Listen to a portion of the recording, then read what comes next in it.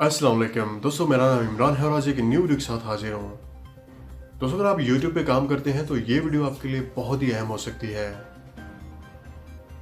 Friends, YouTube की नई policy के मुताबिक आप 2019 में कोई भी वीडियो जो कि आपकी पुरानी वीडियो है उसको डाउनलोड करके दोबारा रीयूज़ नहीं कर सकते।